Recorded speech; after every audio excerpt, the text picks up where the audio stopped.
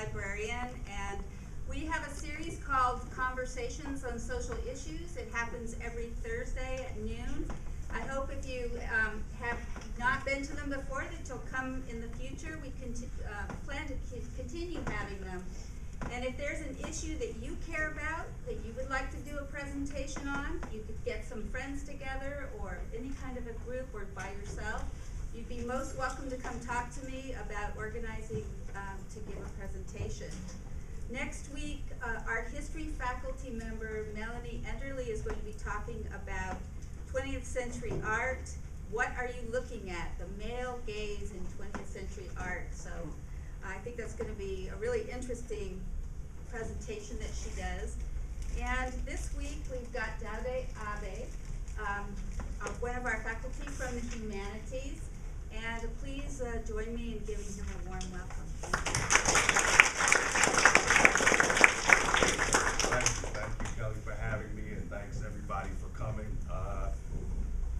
So I'm going to probably try and compact what I'm going to kind of more formally talk about and have it be, leave some, at least a little bit of time to have some conversation. I mean, this isn't a monologue on a social issue. This is a conversation, so I certainly want to leave some time for a little bit of discussion and dialogue.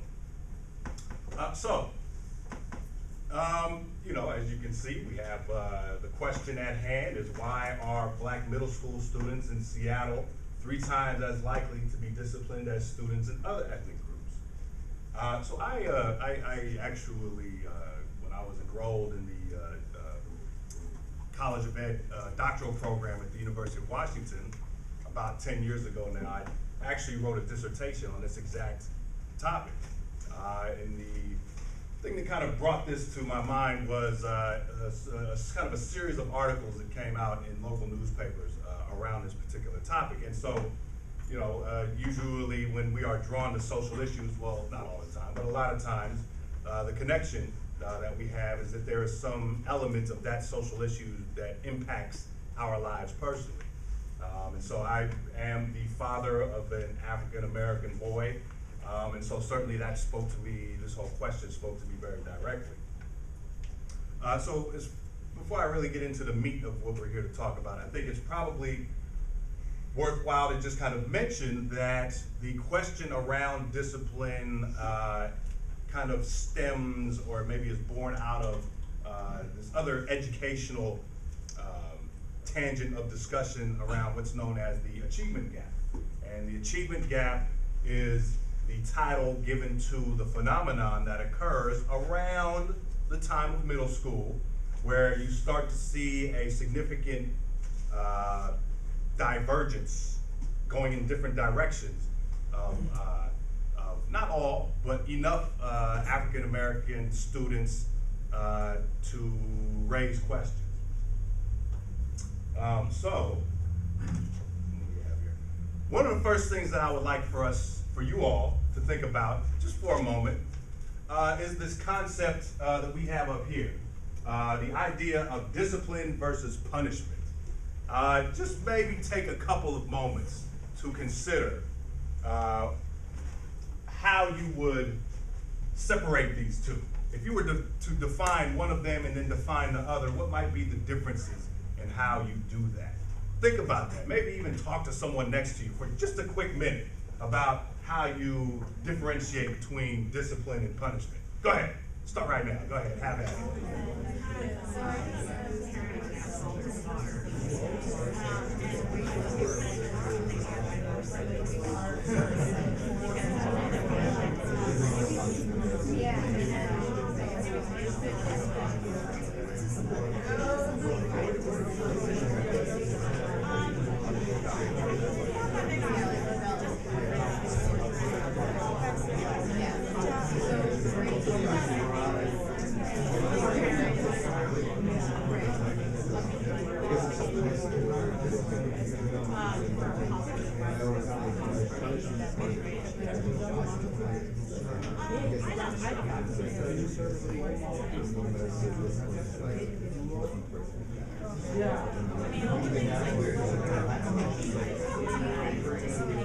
My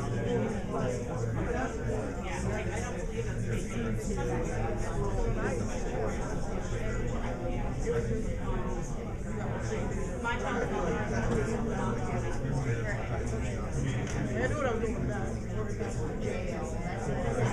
I believe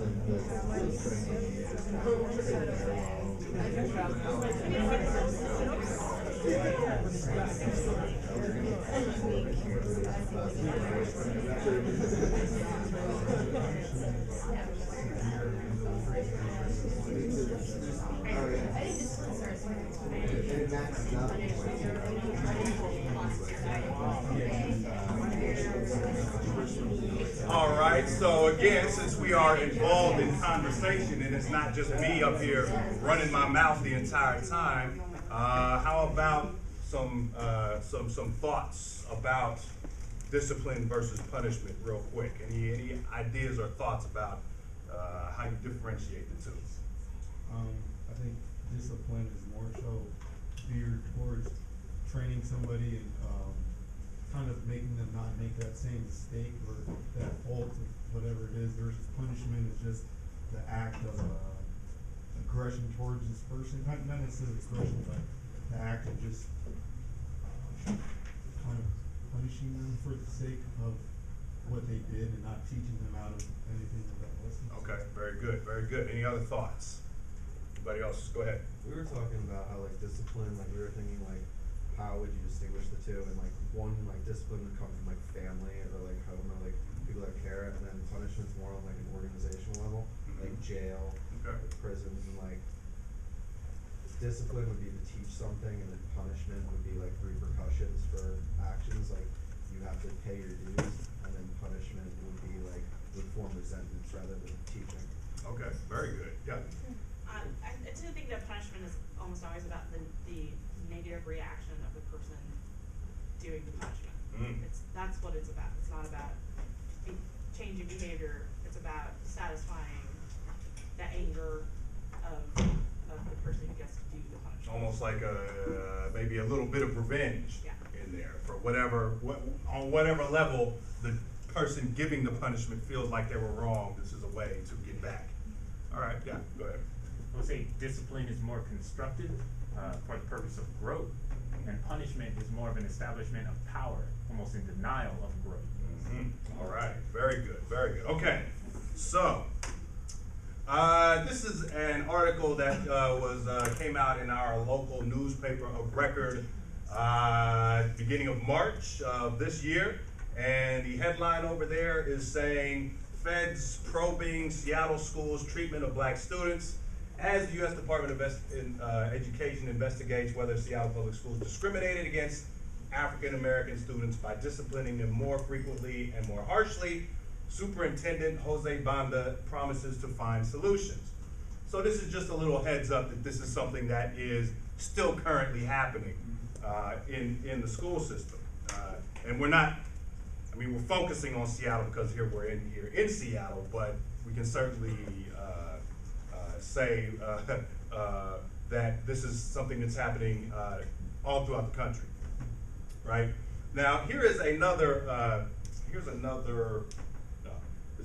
article that came. Actually, this is one of the series of articles that I was talking about that kind of got me on this track that eventually became my dissertation. You see down here in the little corner there, 4/24/2001. Black students face more discipline. Black middle school students in Seattle Public Schools are 3 times as likely to be disciplined as students in other ethnic groups, and black high school students are twice as likely to face discipline, according to a new district analysis. And it has some facts there, but then one thing that I wanted to point out is this here. And this is also included in the article, and it says, while 23% of last year's high school students were black, they accounted for 40% of those disciplined. For middle school students, 22% were black, but they accounted for 46% of disciplinary actions. No other ethnic groups showed such a gap, and roughly 2/3 of the punishments at both middle and high school level went to males. The fact that it's predominantly male is not necessarily a surprise when you look at things like crime statistics and prison populations and those types of things, and those, you know what I'm saying, a vast majority of violent crime and that kind of thing. Not comparing that to this, but I'm just saying that, you know, I guess I'm saying men kind of tend to get in more trouble than women, if I can say that, right? Now, how does this manifest itself in the classroom? How, you know what I'm saying, I'm giving some statistics, but what are we really talking about with regard to how these things come to life and play out in the classroom and actually result in suspensions and expulsions? Well, let's first talk about the way that most of us were taught, and probably the way that, you know, a lot of us are still taught. And it is the idea of this passive receptive stance, right? And that's essentially saying that you're kind of doing what you're doing right now, just sitting there and listening to me talk, and you don't necessarily speak. Generally, if we're talking about the traditional school environment, you don't generally speak unless you're called upon, all right? But here, we're talking about communicative discourse, right? And how that type of thing is culturally influenced. And so since the vast majority, I want to say like around 85% of the teachers in this country are women, white women from middle to upper class backgrounds, right? Here's what we're talking about with regard to that type of communication style, right? And it's saying here that the discourse of dynamics of European Americans are almost the opposite of African Americans. Kochman here, the researcher, says that they relate to issues and materials as spokespersons, not advocates, and consider the truth or merits of an idea to be intrinsic, especially if the person presenting it has been certified as an authority or expert. How deeply individuals personally care about the idea is irrelevant. Their responsibility is to present the facts as accurately as possible. They believe that emotions interfere with one's capacity to reason and quality of reasoning. Thus, European Americans try to avoid or minimize opposition and dialogue, especially when members of ethnic minority groups are involved, because they assume it will be confrontational, divisive, and lead to an intransigence of the further entrenchment of opposing viewpoints. They aim to control impulse and emotions, to be open-minded and flexible, and engage in a multiplicity of ideas. This comes from a book from a woman who I know very well, Geneva Gay. She was the chairperson of my dissertation committee. And I could have lots of stories about her, but that's another presentation. So we see the cultural, right, communication pattern of the teacher side, right? Now, on the student side, okay, I'll just kind of go, I won't read the whole thing, but I'll just kind of go through some of the important points here. Among African Americans, the participatory interactive style, right? And this participatory interactive is kind of the opposite of the passive receptive that I just talked about. If passive receptive is you just sitting there taking in everything that I say, the participatory interactive is much more, like it says, interactive, participate. You know what I'm saying? Get up, move around. It's not just focused on teacher-centered kind of teaching where it's just all about me and I do all the talking, you do all the listening. Among African Americans, the participatory interactive style of communicating is sometimes referred to as call response. And call response, you could, if you've ever been to a black church, actually, I don't even have to get that specific. If you've ever listened to rap music, you probably heard some version of call response. If I'm the rapper up on stage, if I'm the MC up on stage, and you guys are the audience, and I'm saying, somebody say ho, and everybody says ho, that's call response, right? It involves listeners giving encouragement, commentary, compliments, and even criticism to speakers as they are talking. The speaker's responsibility is to issue the calls, making statements, and the listener's obligation is to respond in some expressive, often auditory way. For example, smiling, vocalizing, looking around, moving about, saying amen, that type of thing. when the speaker says something that triggers a response in them, whether positive or negative, affective or cognitive, African American listeners are likely to talk back. This may involve a vocal or motion response, or both, sent directly to the speaker or shared with neighbors in the audience. Now we can see right there that that is in direct opposition to some of the cultural things that I just talked about that are coming from the teacher's point of view, right? And now, and we talked about how in the teacher's point of view, the idea is to kind of avoid kind of verbal or conflict, right?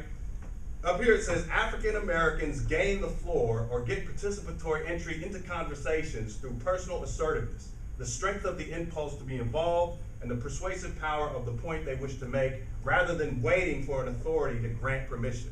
Now, if we are saying that that is a cultural characteristic, and I just went over kind of what the cultural norms are for the people who are teaching the class, we can see right away that this is a problem in terms of how the teacher and what the teacher has in terms of cultural expectations and norms, and those same cultural expectations and norms that students bring. In this case, African American students, but it's not strictly limited to African American students. We're talking about that in this case, but we can see examples of this type of communication style that go beyond race and ethnicity. Consequently, as they tend to invest their participation with personality, power, actions, and emotions. Consequently, African Americans are often described as verbal performers whose speech behaviors are fueled by personal advocacy, emotionalism, fluidity, and creative variety. Now, these communication facilities have been attributed to the oral nature of African American cultural and communal value orientations. Here's the key. Many teachers view these behaviors negatively as rude, inconsiderate, disruptive, and speaking out of turn, and they penalize students for it. Right? Now, as I was going through doing research and getting ideas together for this dissertation I was writing, so the title of my dissertation was, it was long, and it was 10 years ago. It was about non-traditional instructional methods that can reduce the classroom discipline of African American students, right? So as we're going through this, I didn't make this up, but I'm coming across this notion of what's called subjective discipline versus objective discipline. Now, when we're talking about stuff like subjective and objective, so subjective is something that can vary from person to person. Objective is something where it's maybe not so much of an argument. So if I'm a teacher in a class, and I have little Billy over here, and little Billy walks over to little Johnny, and little Billy punches Johnny in the face about 3 times, right? And Johnny punches Billy back, and it's just a brawl, right? There's not too much argument that that's a fight, and there's a problem, and we need to do something about that. We can't just have kids smacking each other in the face, you know what I'm saying? That's not conducive to an effective learning environment. Okay, if a kid comes to school with a weapon in his backpack, that's, you know what I'm saying, there's not a lot of argument that that is a broken rule. We cannot have weapons, we can't have guns on campus, you know what I'm saying? There's not gonna be a whole lot of argument about something like that. Subjective discipline, it gets a little bit hazy there about, you know, what exactly is it or what exactly is it not. If we're talking about something like, disruptive conduct or something like that, being disruptive. You know, I've had an opportunity to observe and give feedback to people who are already teachers and people who are becoming teachers, and I've seen in some cases from classroom to classroom, very different definitions of what constitutes being disruptive in class. You know what I mean? Some teachers are encouraging. Some teachers want that kind of participation. Some teachers don't want that. Some teachers want to stick to that passive receptive role for students. Sit down, be quiet, don't say anything until I give you permission to say something. Okay? So here is a kind of a follow-up article from 2001 to the one that we just looked at about that had the headline, Black Students Face More Discipline. I just want to point out, there's another part of this article that I'll get into in just a second here, but I just want to point out that this is from 2001. This says, starting of the article, about 20 years ago, the Seattle Public Schools assigned a committee to look at why black students were more likely than others to be suspended or expelled. So now we're talking about 1981, early 80s, where this was an issue, right? And it's probably not too much of a stretch to say that it didn't just start in the 1980s, right? It's probably reasonable to say that this has been a problem in Seattle since the integration of schools, okay? You see here that the issue is called a second generation problem, right? So that the kids here are probably, the kids that we're talking about here are probably the children of people who grew up out of the school system, having, some of whom anyway, had some very similar experiences. We're talking about like generation upon generation that experiencing this kind of thing. Now, here is the little part that I want to look at a little bit more closely, right?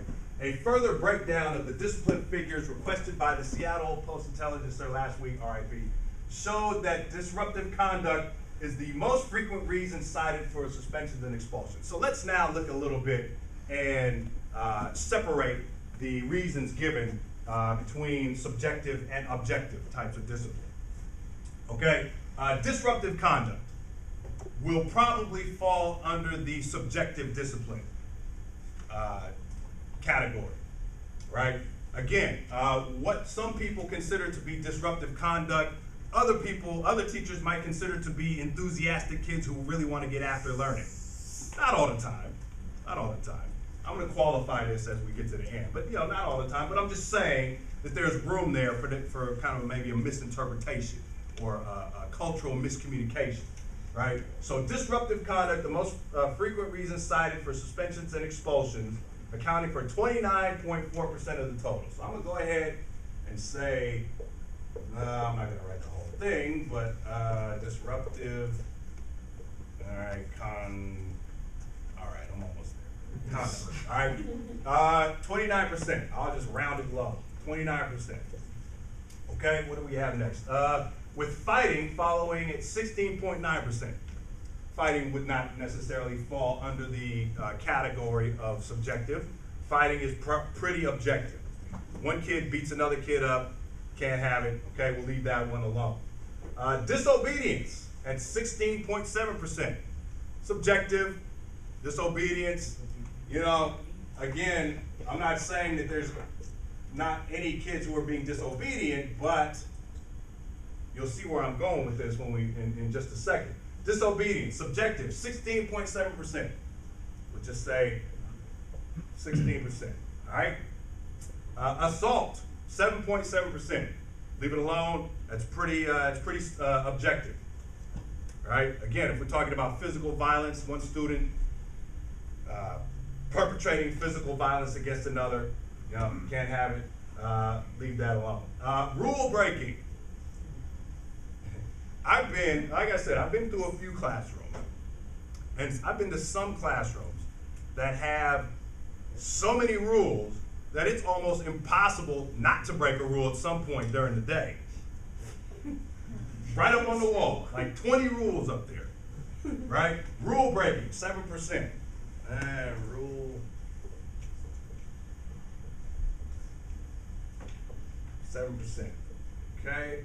And let's see, at the other end of the spectrum, burglary, robbery, bomb threats, pulling false alarms accounted for 0.1% each.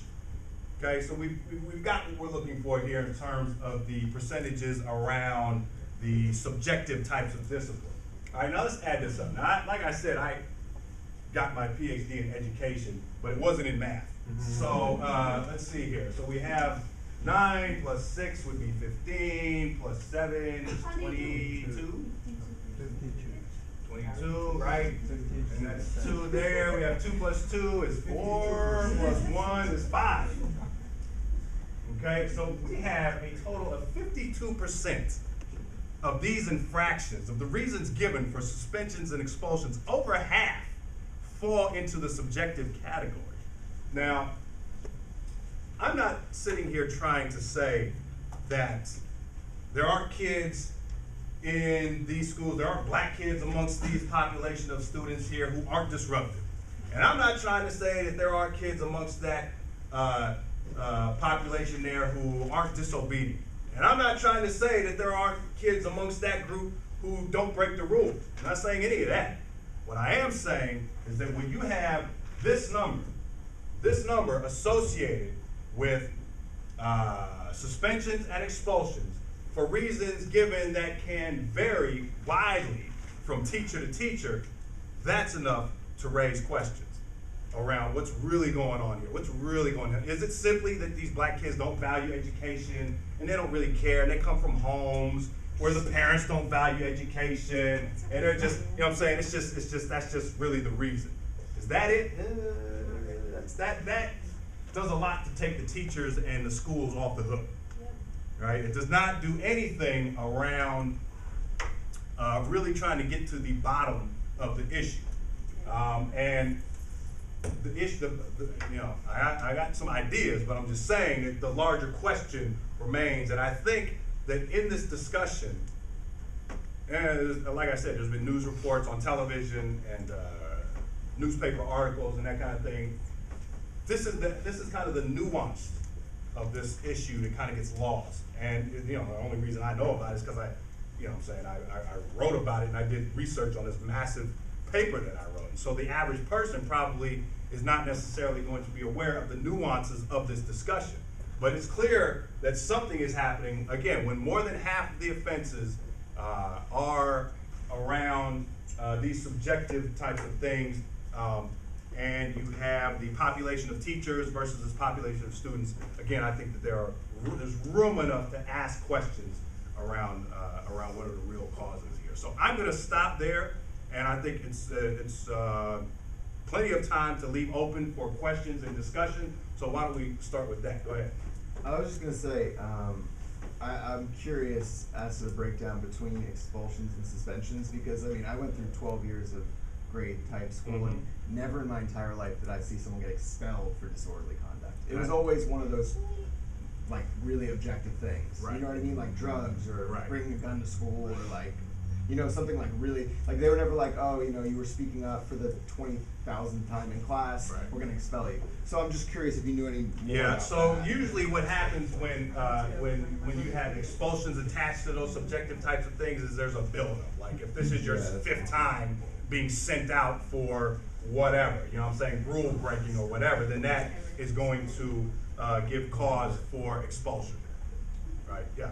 All right, so are they looking at the aspect of how many black kids go to historically black colleges or not, like another university, and are doing good in school and graduating? Like, are they comparing and seeing what those kids are doing? Well, the problem is most of these, so here's where this relates to the whole achievement gap. Because if you ain't in school, you ain't doing work. And if you ain't doing work, you're falling behind.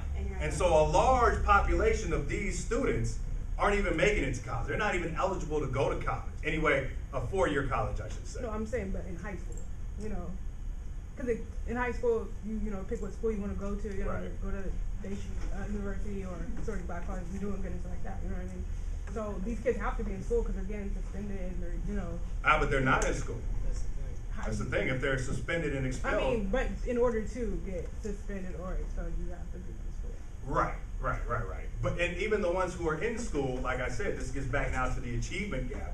This is something that people are calling the discipline gap, right? And the discipline gap is very closely related to the achievement gap. And so even the ones who are in school, right, could be. See, here's the thing. I don't have to. As far as making students feel welcome, right?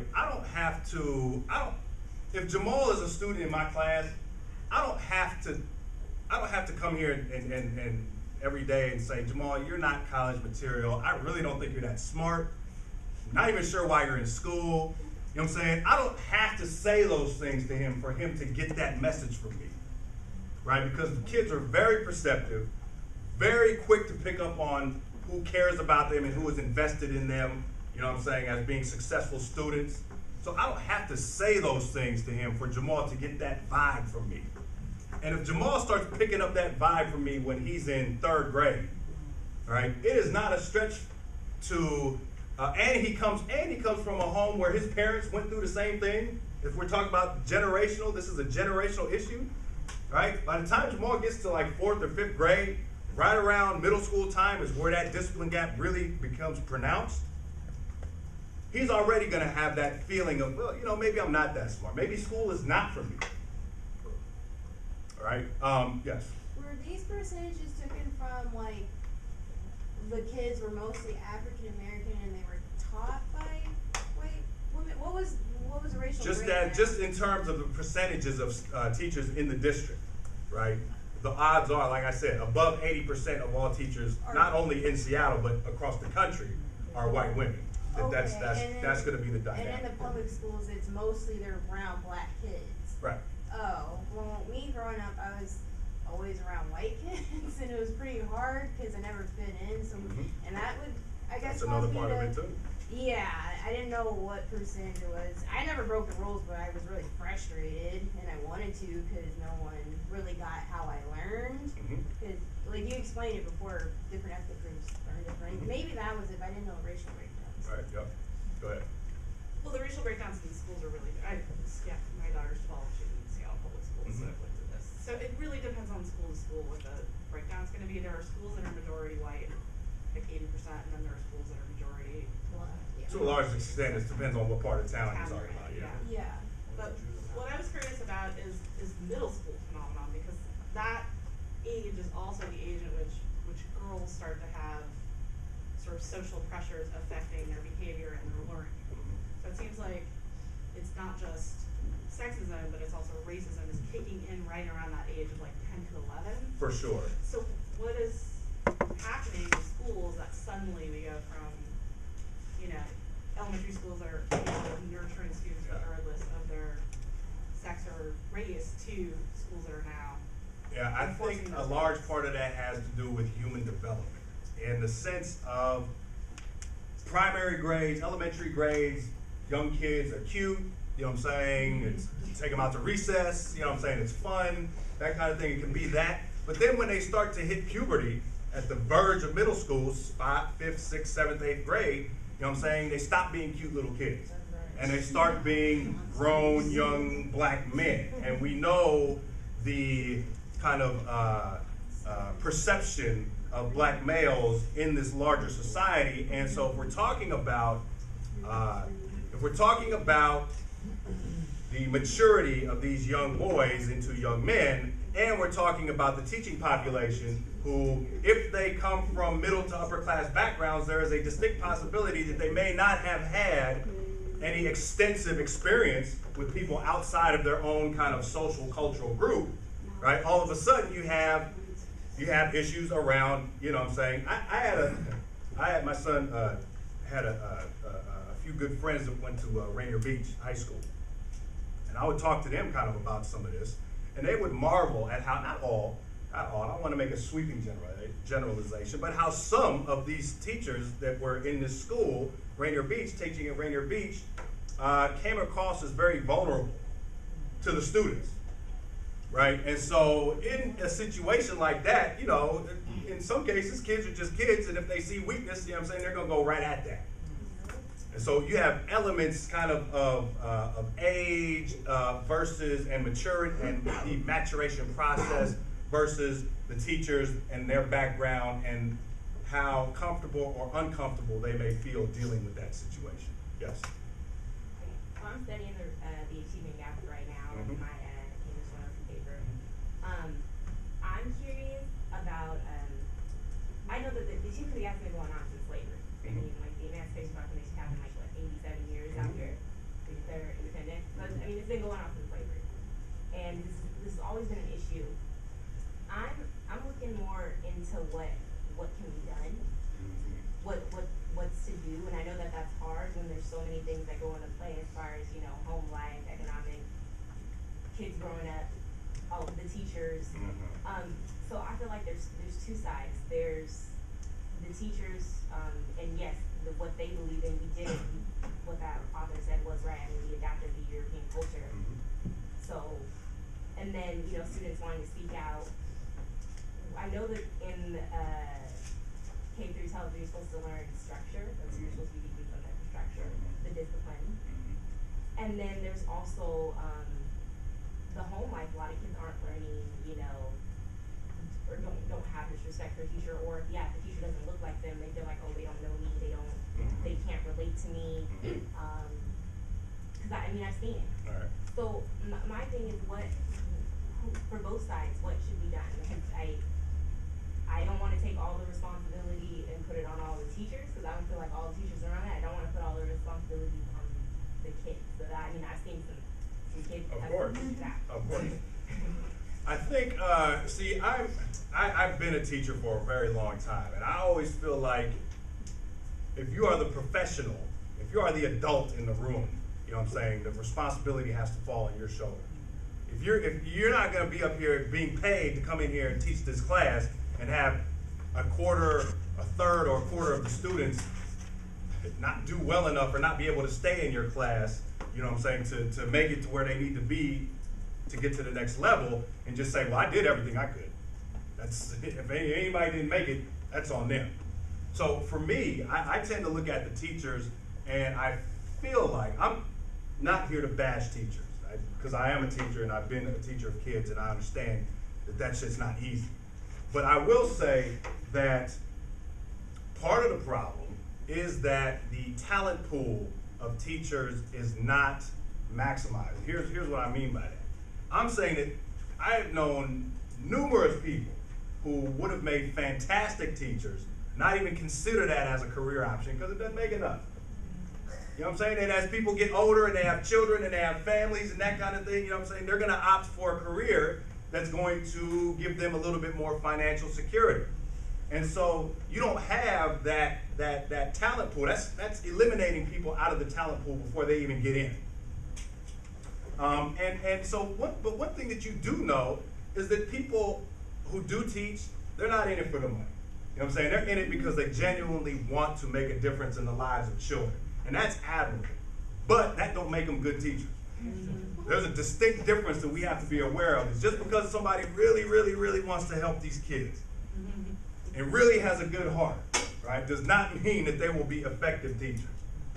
And so, in speaking to the other part about teachers that look like the students who they're teaching, I taught for years in the 90s at a private, predominantly black school in South Seattle, Zion Preparatory Academy.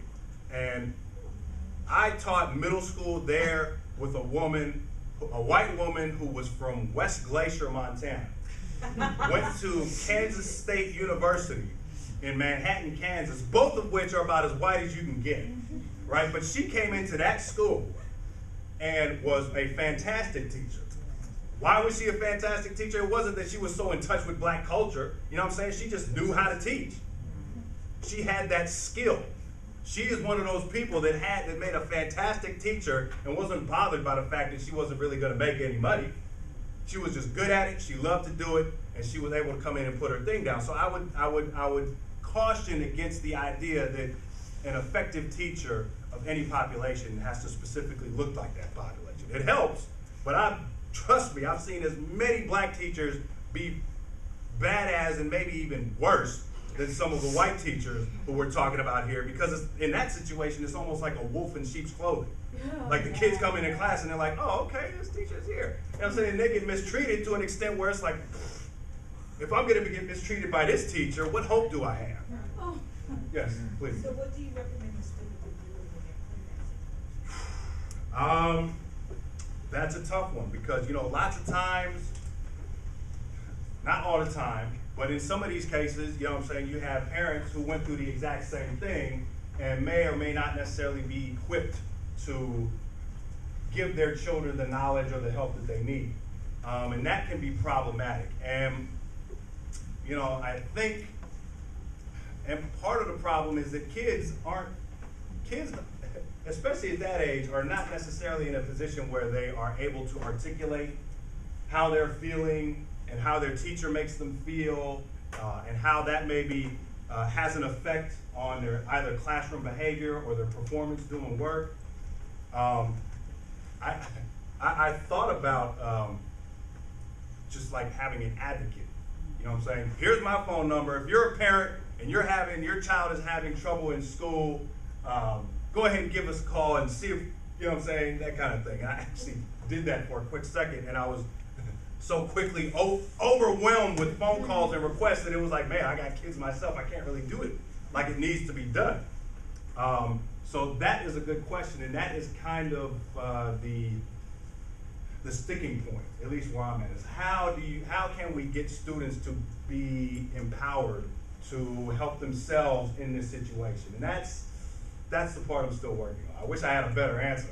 Believe me, I do. But like I said, I'm a little bit stuck on that. And that's the conversations that I'm having with people, you know, around that kind of thing are about trying to find solutions where students can kind of, you know what I'm saying, be self-advocates for how to get the education that they deserve. Yeah. Yes. What do you suggest parents do? Like, do you feel like we should prepare our African American children to adapt to the school setting? Or? In public schools, it's such a crapshoot because it really depends on what teacher you get. You can get a crap teacher or you can get a really great teacher. One thing that I ran into a few times was like on Parent-Teacher Conference night, right? I would have some of the students who were struggling the most not have their parents not show up for some of these conferences. I was like, what are you guys doing? You know what I'm saying? I know you know who I am. We've been in touch because I've had to be in touch with you about little what's his name, you know what I'm saying, acting up. So it's not like you don't know that we need to have this conversation. But after a while, I had a conversation with one parent who was really brave enough to be forthcoming and tell me, you know, for someone like herself who had struggled in school, coming up to the school to have this parent-teacher conference was like coming up to my home turf as the teacher. You know what I'm saying? It's not a neutral site. It's the land of the teacher. It's the land of the school. And lots of times, the administrators and the teachers can be very kind of accusatory of the parents, pointing the finger. Your kid's acting up, you're a bad parent. You know what I'm saying? Why don't you do something to get your kid under control? And for some parents, that's just a little bit too much for them to be able to bear, right? So I think that part of what a parent can do is if you feel like there may be a possible issue for your child in that class, is to try to get out ahead of it. You know what I'm saying? Get into school and, you know, if you have a chance, meet the teacher and, you know, show your face every once in a while. Not only so the teacher is aware that you're present, but also your child is aware that you're present. And try your best to keep that triangle of, or that two-way level of communication going between yourself, the teacher, and the school. And I think I've seen that, you know, once teachers kind of get a sense that a parent is involved and present in that educative process of their children, that they will be more responsive to you as a parent. Mm-hmm. Yes, Kelly. And probably one of the other things too is if the parent is not able to be present, if Right. they would put someone that can be present in their stead Right. on the emergency contact information, that's a good, you know, because that provides support for the parent and the child outside of themselves. Absolutely. So that the school sees that somebody is concerned about Absolutely, this child. absolutely. And like you say, it's not always, you know what I'm saying, issues around work, and especially if you're a single parent, it ain't always possible for a parent to get off of work and to go up to the school at a moment's notice. So that's certainly part of the equation. And the other part that you have to be aware of is teachers and how conversations in teachers' lounges can also have that impact on children moving forward. The teacher of a third grader who's acting out is probably going to have conversations with the fourth grade teacher about all trouble that they're getting and the headache that this kid is. And now what happens when that kid transitions from 3rd to 4th grade, the teacher already has preconceived notions about what this child is, who they are, you know what I'm saying, whether or not they care about their education and the whole nine. You're gonna profile them. Exactly. Yes. I first want to say, I'm not suggesting that all kids who end up in the 52%,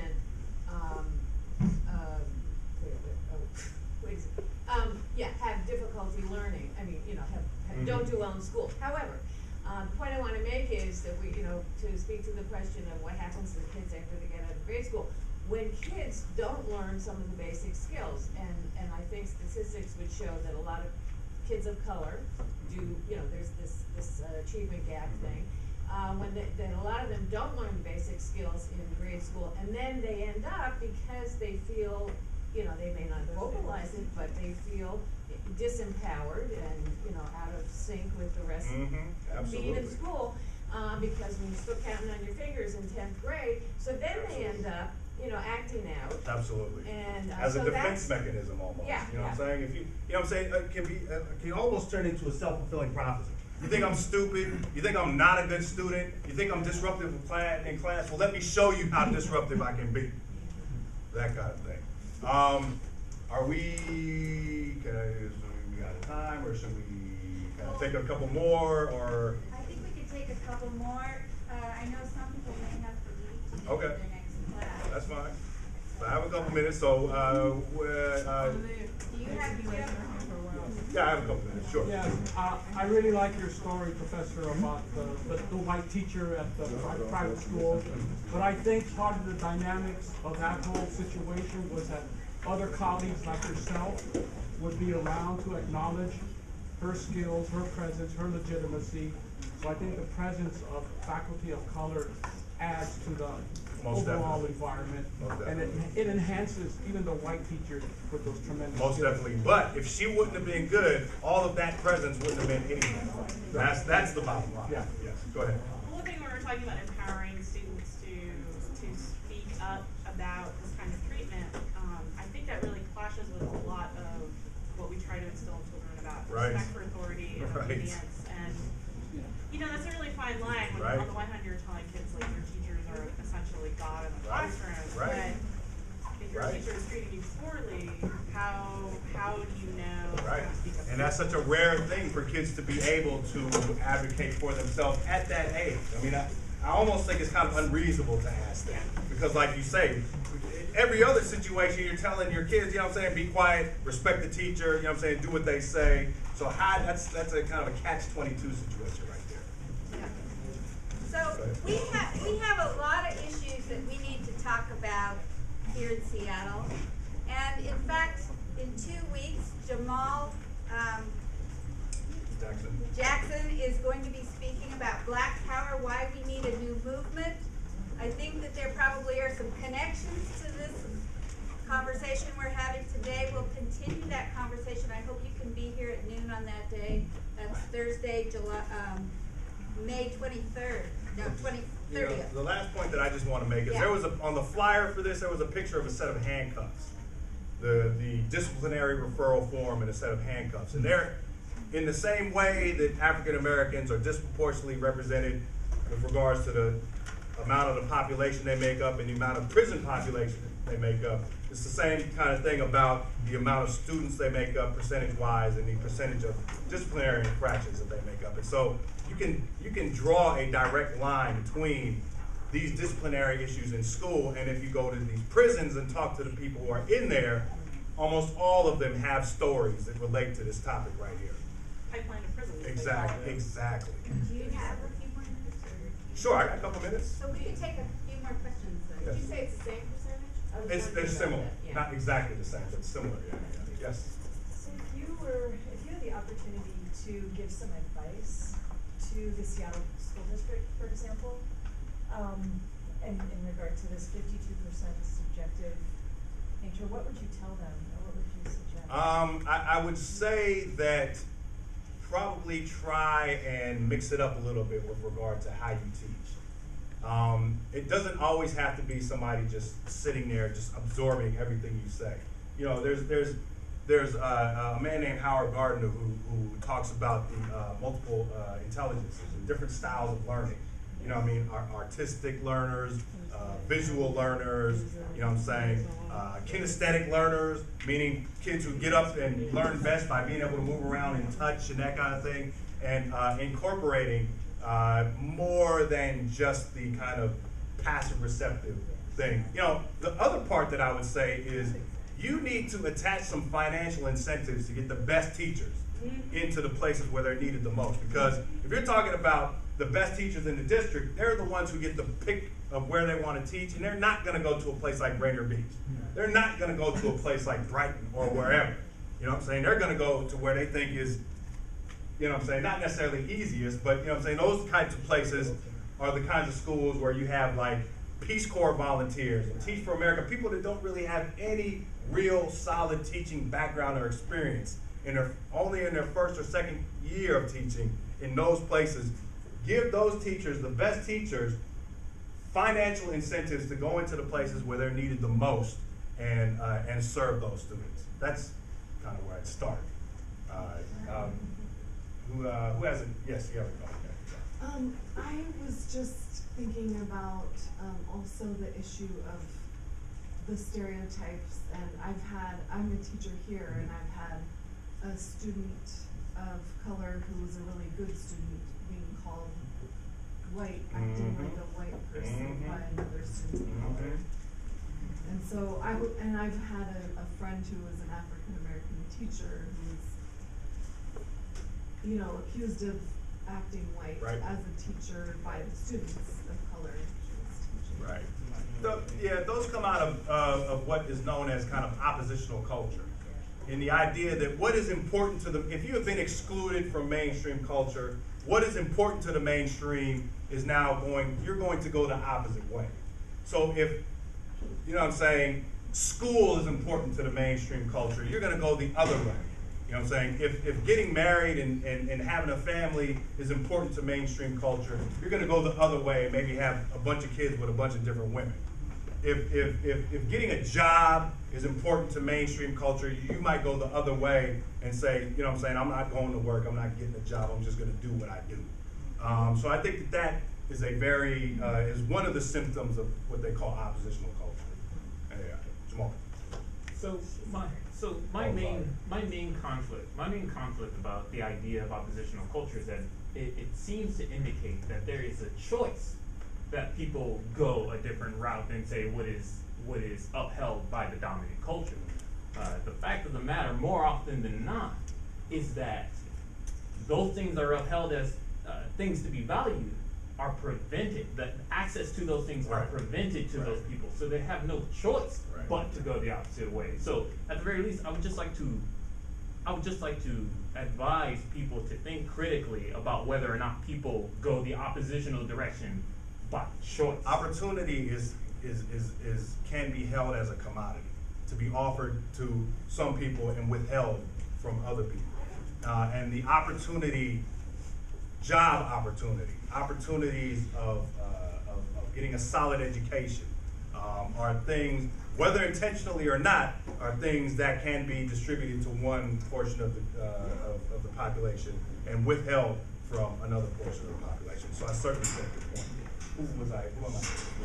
Oh, thank you. Alright, so you said this issue has been pretty much brought up since 1981, or even prior. Yeah.